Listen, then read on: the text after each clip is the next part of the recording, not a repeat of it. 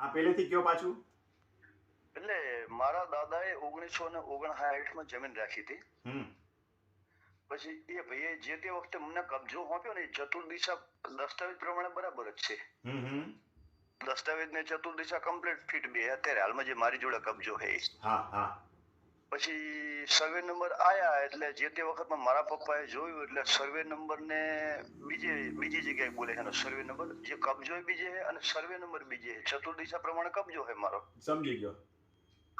તો હવે એના માટેનો શું વિકલ્પ કરવો? ઓરિજિનલ જૂની શરતની જમીન છે કે નવી શરત થઈને મળેલી છે? નહીં, જૂની, પ્યોર જૂની, જન્મજાત જૂની. એમાં શરૂઆતથી જ કબજા ફેર હોય કે હવે સામે કબજા ફેર છે શ્રી સરકાર છે કે કોઈ વ્યક્તિ છે?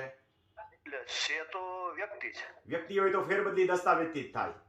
નહીં, પણ એની જોડે બીજું કોઈ છે નહીં. એની જોડે કોઈ એનું પ્રૂફ નથી.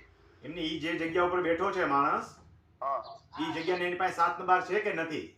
એની જોડે 7 બાર એને 3.5 વીઘાનો જ છે અને એની જોડે હાલમાં જમીન 10 વીઘા છે. હા, તો કઈ વાંધો નહીં. એની બીજી જગ્યાએ તમારી જગ્યાએ જેટલી જમીન છે? મારી જગ્યાએ 7.5 થી 8 વીઘા જમીન છે. હવે એમાં થયું હોય શું, એની જમીનનો 7 નંબર ઓછો છે, ત્યાં વધારે જગ્યા હોય ને તો જે તે સમયે ખેડવા માટે વાળી લીધી હોય ખેડૂતોએ.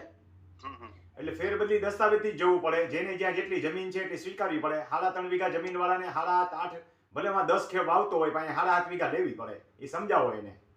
પણ એ સમજવા તૈયાર નથી. એ કે મારું એ વખતમાં કઈક ભૂલ થઈ છે એવું કહેવા માંગે છે. પણ હેરાન તો એને કઈ તુંય થાઈશ ને, એને સમજાવો કે જેમ મારે જગ્યા એમ કે આપણે નીતિમત્તા નથી. આપણે એની જમીન હજુ સુધી લીધી નથી. મારા પપ્પાએ જે તે વખતમાં લગભગ 1997 સાલમાં 98 સાલમાં કઈક એ ભાઈએ ચડાવવાનું કર્યું હતું તલાટી થ્રુ. એ વખતે તલાટી નોંધ પાડી આપતા ને, એટલે એ વખતે તલાટીએ નોંધ પાડી એટલે નોંધ મામલતદારે ના મંજૂર કરી કે આ જમીન આના ખાતે ડાયરેક્ટ. મારા પપ્પા એ રીતે જ કહેતો કે તારાથી થતું હોય તો તું કરી નાખ, મને કોઈ તકલીફ નથી. કબજો હોય ચતુર્દિશા પ્રમાણે બરાબર છે.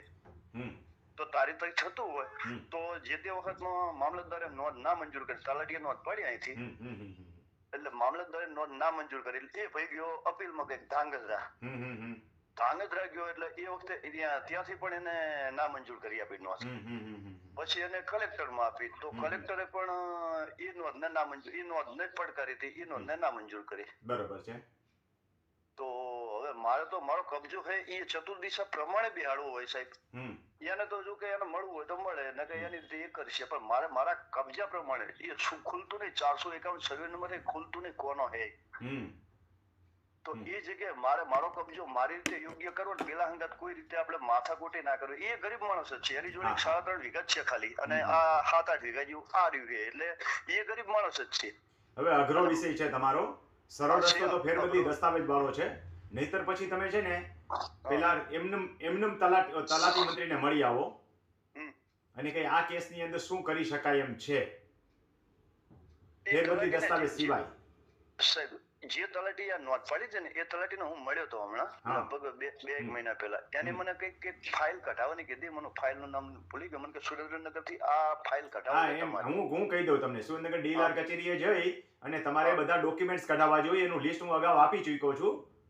એ હું તમને હમણાં વોટ્સએપમાં નાખી દઉં છું. થેન્ક યુ સાહેબ. તો એ રીતના ડોક્યુમેન્ટ કઢાવવું તો હા, પછી આગળ વધવાનું. ડોક્યુમેન્ટમાં લખેલું હોય, માનો કે સિમ ખરડો હોય તો સિમ ખરડામાં લખેલું હોય કે તમારી સિમની જમીન મૂળ કેટલી હતી, એનો આકાર કેટલો હોય. પછી આકાર બંધ કઢાવવાનું રહીએ. આકાર બંધની અંદર આગલો સુરાખ મળે. જો માપણી થઈ હોય જે તે સમયે તો માપણી સીટની નકલ હોય જે તે સમયની. માપણી રજીસ્ટરની નકલ તો 100% હોય જ, એ કઢાવવાની રહે. આવા ઘણા ડોક્યુમેન્ટનું લિસ્ટ છે. ગુણાકાર પત્રક હોય, સમજ્યા? એ બધું મને સુરેન્દ્રનગર થી પણ પેલા રેકોર્ડ અવેલેબલ નથી એવું કહી દે એ લોકો. તો પૂરું થઈ ગયું. જો રેકોર્ડ અવેલેબલ જ ન હોય તો પછી કશું નથી છે કે સરકાર પાસે રેકોર્ડો ક્યાંક નીકળે ને ક્યાંય નોય નીકળે એવું બને. હું જેટલી વસ્તુ બોલતો હોઉં છું ને, ઘણા ખેડૂતો મને કે સાહેબ તમે જેટલું બોલો છો એટલું મળતું તો નથી. હું કહું ભાઈ હોય એટલું મળે. જો કોકડીને જમવા જાય તો આપણે એવું સમજીએ કે લગ્નની અંદર બધું હોય. પરોઠા હોય, શાક હોય, દાળ ભાત હોય, કોઈ રોટલાઈ બનાવે, કોઈ ઝારના કોઈ મકાઈના રોટલાઈ બનાવે, પણ બધાય પાસે હરખું ન હોય. ક્યાંક 2 આઈટમ જ હોય. એના જેવું છે સરકારમાં કે રેકોર્ડ જૂનો અવેલેબલ ન હોય તો ન મળે, તો એ દાખલો આપી દે કે ભાઈ નથી મળે એમાં. અને ઘણી જગ્યાએ ચાલાકી પણ થાય. હાલે રેકોર્ડ અવેલેબલ નથી એવું પણ થાય ક્યારેક કે મિત્રો મળશે તો આપશું એમ. એટલે ટ્રાય કરી આવો. હું નાખું છું તમને લિસ્ટમાં. નાખો સાહેબ. તો બાકી નહીતર મેં તમને કીધું એમ ફેરબદલી દસ્તાવેજ એક જ ઈલાજ રહેશે. દસ્તાવેજમાં તો હું એને કરી આપું તો પછી હું તો નીલ થઈ જાઉં ને. એ તો ના મને ના બે દસ્તાવેજ સામ કરી સામે ફેરબદલી દસ્તાવેજ સામ સામે હારે હારે જ થાય. બે સાહેબ, જણા સાંભળો, એ- હગાઈ કરી એટલે ચાંદલા બેન હારે હારે જ થાય. ઊભા રાખીને બેન હારે ચાંદલા થાય. સાહેબ એક મિનિટ. હા એ મને કયા આધારે દસ્તાવેજ કરી આપશે?